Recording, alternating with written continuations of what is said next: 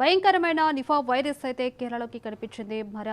కేరళలో కనిపించిన Nipah virus వల్ల దేశవ్యాప్తంగా బెంబలెత్తిపోతుంది. ఈ వైరస్ వల్ల విధ్వంసం సృష్టించుకున్న ఇతర దేశాల్లో మాత్రం మరణాలు సంభవించాయి. అదే నిఫా వైరస్ ఇప్పుడు పశ్చిమ బెంగాల్లో 2 ఆరోగ్య కార్యకర్తలకు సోకింది. వారిలో నిఫా లక్షణాలు కనిపించడంతో వారి రక్త నమూనాలను నిర్ధారణ కోసం కళ్యాణ్లోని AIMSకు పూణేలోని నేషనల్ ఇన్స్టిట్యూట్ ఆఫ్ వైరాలజీకి పంపారు. ఇప్పుడు 2 సంస్థలు ఆ ఇద్దరికి నిఫా వైరస్ సోకినట్లు నిర్ధారించింది. ఇక దీంతో కేంద్ర రాష్ట్ర ప్రభుత్వాలు అలర్ట్ అయ్యాయి.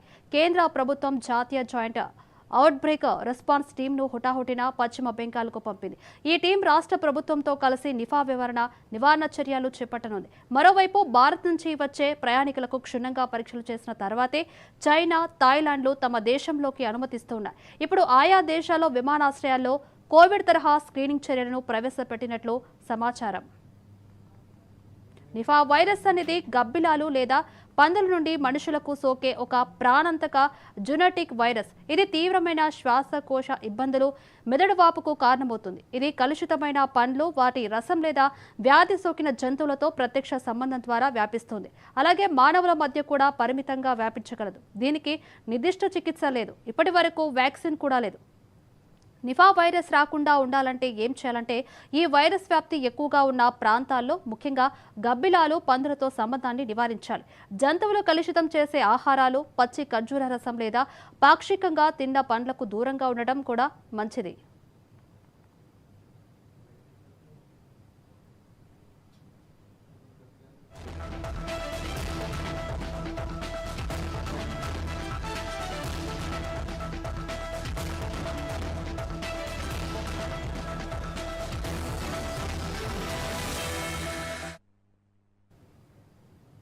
మనం చూస్తున్న పూణేలోని నేషనల్ ఇన్స్టిట్యూట్ ఆఫ్ వైరాలజీ చూస్తున్నామైతే నిఫా వైరస్ అయితే భారీగా సోకినట్టు తెలుస్తుంది. ఇక దీనికి సంబంధించి మరిన్ని అప్డేట్స్ ఢిల్లీ నుంచి బ్యూరో చీఫ్ శ్రీకర్ అందిస్తారు. శ్రీకర్. మనం కనుక చూసుకుంటే మళ్ళీ దేశాన్ని అయితే నిఫా వైరస్ అయితే వణికిస్తా ఉంది. మరి ముఖ్యంగా చెప్పుకోవాలంటే కొద్ది కాలం క్రితం కేరళలో వచ్చినటువంటి ఈ నిఫా వైరస్ కి సంబంధించినటువంటి ఆనవాళ్ళు అయితే మనకి తెలిసినటువంటి పరిస్థితి. అయితే కేరళలో గత కొద్ది కాలం వచ్చినప్పుడైతే పెద్దగా ఎటువంటి ప్రాణ నష్టం లేకపోతే హాని తలపెట్టకపోయినా కూడా ప్రస్తుతం ఇప్పుడు వెస్ట్ బెంగాల్లో వచ్చినటువంటి పరిస్థితి తర్వాత అయితే కొంచెం ఆందోళనకరంగా అయితే పరిస్థితులు అయితే కనిపిస్తా ఉన్నాయి. మరి ముఖ్యంగా చెప్పుకోవాలంటే పశ్చిమ బెంగాల్లోని 2 నర్సులకైతే ఈ నిపా వైరస్ కన్ఫర్మ్ అయినట్లుగా కూడా తెలుస్తుంది. అయితే మరి కళ్యాణ్ లోని ఎయిమ్స్ అలానే పూణేలోని నేషనల్ ఇన్స్టిట్యూట్ ఆఫ్ వైరాలజీలో కూడా ఈ 2 నర్సులకు సంబంధించినటువంటి బ్లడ్ శాంపిల్స్ అయితే పంపగా కూడా 2 నర్సులకు కూడా ఖచ్చితంగా నిఫా వైరస్ సోకిందనగా కూడా నిర్ధారణ అయితే జరిగింది. ముఖ్యంగా చెప్పుకోవాలంటే నిఫా వైరస్ అనేది పందులు అలానే గబ్బిలాల నుంచి వచ్చేటువంటి వైరస్ మరీ ముఖ్యంగా చెప్పుకోవాలంటే ఇతర రాష్ట్రాల్లో ఏదైతే ఇతర దేశాల్లో ఉన్నటువంటి పరిస్థితుల రీత్యా గబ్బిలాలు అలానే పందుల్ని ఆహారంగా భుజించేటువంటి దేశాల్లో మరీ ముఖ్యంగా నిఫా వైరస్ అయితే కనిపిస్తా ఉంటది. అయితే కేవలం వాటిని భుజించేస్తేనే కాదు, పందులు అలానే గబ్బిలాలు కాంటాక్ట్ అయినటువంటి పండ్లు అలానే ఇతర ఆహార పదార్థాలు కూడా మనుషులు సేవిస్తే కూడా ఆ వైరస్ మనకి సోకేటువంటి సూచనలు అయితే ఖచ్చితంగా కనిపిస్తా ఉన్నాయి. మరీ ముఖ్యంగా చెప్పుకోవాలంటే వెస్ట్ బెంగాల్ లాంటి ప్రాంతంలో ఉండేటువంటి పండ్ల తోటల దగ్గర అయితే గబ్బిలాలు ఎక్కువగా సంచరిస్తూ ఉంటాయి. పండ్ల తోటల్లో సంచరించేటువంటి సమయంలోనే వాటి ద్వారా పండ్లలోకి ఆ వైరస్ అనేటువంటి సోకి జ్యూస్ ద్వారా ప్రజల్లోకి వెళ్ళేటువంటి సూచనలు అయితే ఎక్కువ కనిపిస్తా ఉన్నాయి. అయితే గత కొద్ది కాలం క్రితం వచ్చినటువంటి కరోనా వైరస్ కూడా గబ్బిలాలని సేవించినటువంటి కారణంగానే వచ్చినటువంటి ఈ సమయంలో కూడా ఇలాంటి వాటికైతే ప్రజలు కొంచెం అప్రమత్తంగా ఉండాలని కూడా చెప్పుకోవచ్చు. మరి ముఖ్యంగా ఈ నిపా వైరస్ కి సంబంధించినటువంటి ఎలా ఉంటాయి వీటి పరిస్థితి, నిపా వైరస్ సోకిన వాళ్ళ పరిస్థితి, సిమ్టమ్స్ ఎలా ఉంటాయని అనుకోమని చెప్పుకుంటే 4 నుంచి 14 రోజుల్లో అయితే దగ్గు, జ్వరం అలానే స్పృహ కోల్పోవటం, కొంచెం అస్వస్థత, ఊపిరితిత్తులకు సంబంధించినటువంటి ఇబ్బందులు అయితే ఈ వ్యాధి లక్షణాలుగా కూడా మనం చెప్పుకోవచ్చు. అతి ముఖ్యంగా వెస్ట్ బెంగాల్ రాష్ట్రం అలానే కేరళ రాష్ట్రం ఇతర దేశాలకి ప్రజలు వెళ్లి ఉద్యోగం చేసేటువంటి పరిస్థితుల్లో అయితే ఇది చాలా తీవ్రంగా ప్రజలిస్తుంది. కేంద్ర ప్రభుత్వం జాతీయ joint out break response team ను కూడా హుటాహుటిన పశ్చిమ బెంగాల్ కి పంపినటువంటి పరిస్థితి. ఈ టీం రాష్ట్ర ప్రభుత్వంతో కలిసి నిపా వైరస్ పై చర్యలు అయితే చేపట్టనుంది. మరోవైపు భారత్ నుంచి వచ్చే ప్రయాణికులకు క్షుణ్ణంగా పరీక్షలు చేసి తర్వాతే చైనా, థాయిలాండ్ లో తమ దేశంలోకి అనుమతిస్తున్నాయి. ఇప్పుడు ఆయా దేశాల్లో విమానాశ్రయాల్లో కోవిడ్ తరహా స్క్రీనింగ్ చర్యలను కూడా ప్రవేశపెడతాం అయితే జరిగింది. నిపా వైరస్ మరీ ముఖ్యంగా చెప్పుకోవాలంటే భారతదేశానికి సంబంధించినటువంటి పరిస్థితుల రీత్యా కూడా ప్రస్తుతం ఉన్నటువంటి చలి కారణంగా కూడా కొంచెం ప్రజలించేటువంటి పరిస్థితులు అయితే మనకు కనిపిస్తా ఉన్నాయి. Right, thank you Srikar. Madam, Nipah virus కు ఇప్పటి వరకు వ్యాక్సిన్ అయితే లేదు. ఇక దీనికి సంబంధించి మనం చూస్తున్నాం, పందులు, గబ్బిలాల ద్వారా నిపా అయితే వస్తుంది. చైనా, థాయిలాండ్ ఎయిర్పోర్టులో కూడా ఏర్పాటు చేశారు. పలువురికి టెస్ట్లు అయితే చేస్తున్నారు. మరో ఇద్దరికి నిపా అనేది కూడా వైరస్ సోకినట్టుగా మనం చూస్తున్నాం. పశ్చిమ బెంగాల్లో ఇద్దరికి సోకినట్లు చూస్తున్నాం. నిపా వైరస్ గురించి మన ముఖ్య అంశాలు చూసుకున్నట్టయితే నిపా లక్షణాలు కూడా చూద్దాం. అయితే వైరస్ సోకిన 4 నుంచి 14 రోజుల తర్వాత జ్వరము, తీవ్రమైన తలనొప్పి, గొంతు నొప్పి, వాంతులు, దగ్గు, అలాగే మైకం, స్పృహ తప్పడం వంటి లక్షణాలు కూడా కనిపిస్తాయి. అయితే వ్యాప్తి ఎలా ఉంటుందంటే ప్రధానంగా గబ్బిలాలు ఈ వైరస్ సహజ వాహకాలు కూడా ఉంటాయి. ఇవి తిని వదిలేసిన పండ్లు లేదా రసాన్ని తీసుకోవడం ద్వారా వ్యాధి వ్యాపిస్తుంది. అయితే ప్రమాద తీవ్రత ఎలా ఉంటుందంటే ఇది చాలా ప్రమాదకరమైనది. మరణాల రేటు ఎక్కువగా ఉంటుంది. ప్రపంచ ఆరోగ్య సంస్థ WHO ప్రకారం దీన్ని ప్రాధాన్యత కలిగిన వ్యాధిగా గుర్తించారు. నివారణ మనం చూసుకున్నట్లయితే పండ్లు, ముఖ్యంగా చెట్ల నుండి పడిన వాటిని తినకపోవడం, ఖర్జూర రసాన్ని పచ్చిగా తాగకపోవడం, జబ్బు పడిన పందులకు దూరంగా ఉండటం, పరిశుభ్రత పాటించడం ద్వారా దీనిని అరికట్టవచ్చు. చికిత్స మనం ఎలా తీసుకోవాలనుకుంటే నిర్దిష్టమైన మందులు లేనందున తీవ్రమైన శ్వాసకోశ మరియు నాడీ సంబంధిత లక్షణాలకు సహాయక సంరక్షణ మాత్రమే అందించబడుతుంది. అయితే మనం ఇదే అంశం మీద కూడా మనం Ram Singh, doctor general medicine doctor మనతో పాటు జూమ్ లైవ్లో ఉన్నారు. వారితో మాట్లాడి మరిన్ని విషయాలు అయితే తెలుసుకుందాం. నమస్తే డాక్టర్. నమస్కారం. నమస్తే అండి. ఇప్పుడు మనం చూస్తున్నామంటే నిపా వైరస్ గురించి అయితే మనం చూస్తున్నాం. భారత్లో నిపా అనేది విజృంభణ అయితే చేస్తుంది. అయితే పశ్చిమ బెంగాల్లో కూడా ఇద్దరికి సోకినట్లు నిర్ధారణ అయింది. దీని గురించి మీరేమంటారు? ఎస్ అమ్మా, ఇప్పుడు ఎనీ వైరల్ ఇన్ఫెక్షన్స్ అనేవి జనరల్ గా మనకు ఈ వింటర్ సీజన్ లో ఎక్కువ వస్తూ ఉంటాయి. ఈ నిపా వైరస్ అనేది దాదాపుగా మనకు ఆల్మోస్ట్ ఒక 20-30 ఇయర్స్ నుంచి, అంటే అరౌండ్ 98-2000 ఆ రేంజ్ నుంచి మనం నోటీస్ చేస్తూ ఉన్నాము. మన దగ్గర ఇంతకుముందు కేరళలో అప్పుడప్పుడు కొన్ని ఇన్సిడెంట్స్, అవుట్ బ్రేక్స్ కనిపించాయి. ఇప్పుడు ఏంటంటే రీసెంట్ గా ఈ సౌత్ ఈస్ట్ ఏషియన్ కంట్రీస్ అంటే ఈ చైనా, హాంకాంగ్, థాయిలాండ్, మలేషియా, ఇట్లా మనకు ఇప్పుడు ఈస్టర్న్ స్టేట్స్ 6 సిస్టర్స్ అంటాం కదా మనం, మిజోరం, నాగాలాండ్, మన వెస్ట్ బెంగాల్, కలకత్తా, ఇట్లాంటి ప్లేస్లలో మామూలుగా మొన్న కొన్ని కేసెస్ కనిపించాయి. జనరల్ గా ఇదేంటంటే ఇంతకుముందు చెప్పిన విధంగా ఇది గబ్బిలాల నుంచి జూనోటిక్ డిసీజ్ అంటారు. అంటే ఒక ఎనిమల్ టు ఇంకో ఎనిమల్ ద్వారా స్ప్రెడ్ అయ్యే ఇన్ఫెక్షన్ అన్నమాట. సో Okay, దీనికి వ్యాక్సిన్ కానీ స్పెసిఫిక్ యాంటీ వైరస్ అనేది ట్రీట్మెంట్ ఇంతవరకు లేదు.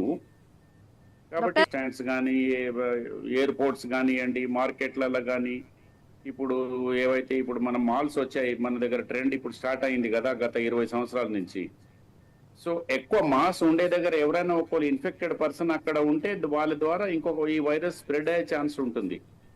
మోస్ట్లీ ఏంటంటే ఈ ఫ్రూట్స్ ఏవైతే హాఫ్ ఈటెన్ ఫుడ్స్ ఉంటాయో ఇప్పుడు నైట్ టైంలో ఆ బ్యాట్ అనేది గబ్బిలాలు అంటాం కదా, బ్యాట్స్ అంటారు.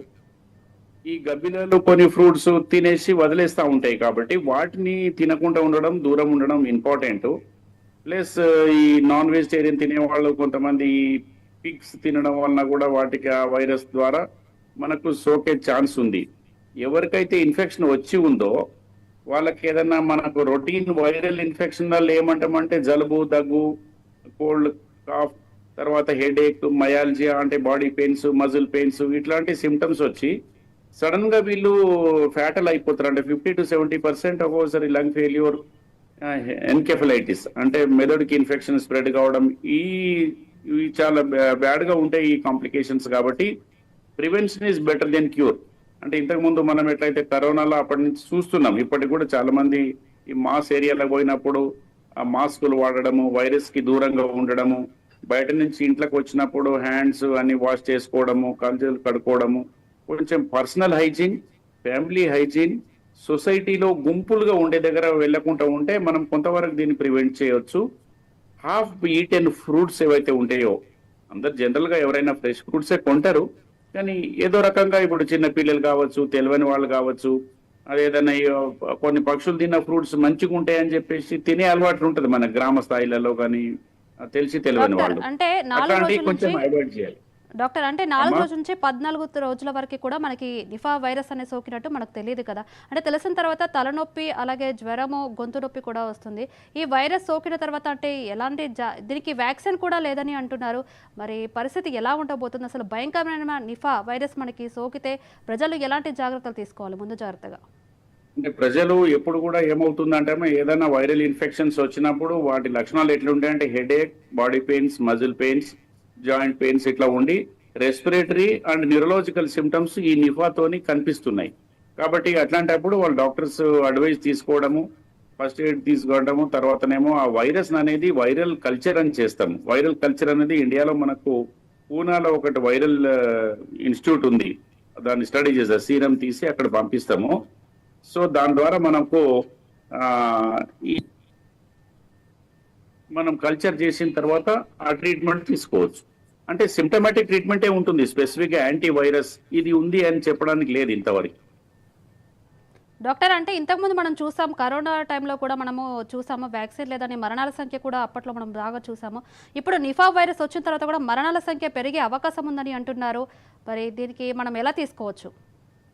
అంటే జనరల్ గా పర్సనల్ హైజీన్ తీసుకోవాలి, మాసెస్ గా ఉన్న దగ్గరికి వెళ్ళకూడదు. తర్వాత హాఫ్ ఈటెన్ ఇప్పుడు బ్యాట్స్ అంటే గబ్బిలాలు ఎక్కువగా చెట్లల్లో వాటి నుంచే వస్తాయి కాబట్టి ఆ ఫ్రూట్స్ ఏదైనా మ్యాంగోస్ కావచ్చు, జామ పండ్లు కావచ్చు, ఏ ఫ్రూట్ అయినా కానీ అదేదైనా పక్షులు తిన్నాయి వాటిని మనం దూరంగా ఉండాల్సిన అవసరం ఉంది. ఎవరికైనా వైరల్ ఇన్ఫెక్షన్, దగ్గు, జలుబు, జ్వరము, అది నిఫా వైరస్ ఇంకేదైనా respiratory sensitive virus, RSV virus అని అంటే చాలా వైరస్లు ఉంటాయి మనకు సమాజంలో. సో ఆ వైరస్ సోకిన పర్సన్ ఇమీడియట్ గా మనం ఐసోలేట్ చేస్తే బెటర్. ఒక ఇంట్లో ఒక మనిషికి వైరల్ ఇన్ఫెక్షన్స్ ఉంది, అది నిఫా వైరస్ అదర్ వైరస్ మనకు తెలియదు, వాళ్ళని ఐసోలేట్ చేస్తాం మనం. ఐసోలేట్ చేయడం ద్వారా డాక్టర్స్ అడ్వైస్ తీసుకోవడం ద్వారా వాళ్ళ బ్లడ్ కల్చర్ తీసుకొని వైరల్ స్టడీకి పంపించాలి, దాని ద్వారా మనం డిటెక్ట్ చేయవచ్చు. డాక్టర్ అంటే మనం ఫ్రూట్స్ తీసుకునే ముందు అంటే ఎలా జాగ్రత్తలు పాటిస్తే మంచిది అంటారు? ఫ్రూట్స్ మనం తెలియకుండా తీసుకుంటూ ఉంటాము. అవునవును, అంటే ఇప్పుడు ఫ్రూట్స్ లో దాని వైరస్ యొక్క దాని లాలాజలం అంటే సెలైవ ఏదైతుందో ఆ బ్యాట్ యొక్క సెలైవ, గబ్బిలాల సెలైవ కంటామినేటెడ్ అయిన ఫ్రూట్స్ ను మనం వాడకూడదు. నంబర్ 1.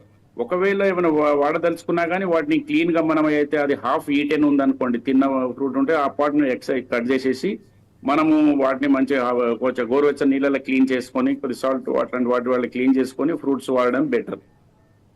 డాక్టర్, అంటే నిఫా నివారణ వచ్చిందని మనం ఎలా తెలుసుకోవాలి? దీనికి నిర్ధారణ అంటే జాగ్రత్తలు ఎలా తీసుకుంటే మంచిదంటారు? నిఫా వైరస్ ను మనము బ్లడ్ కల్చర్ సీరం అనేది మనం పూనా ఇన్స్టిట్యూట్ వైరాలజీ అని ఉంది అక్కడ.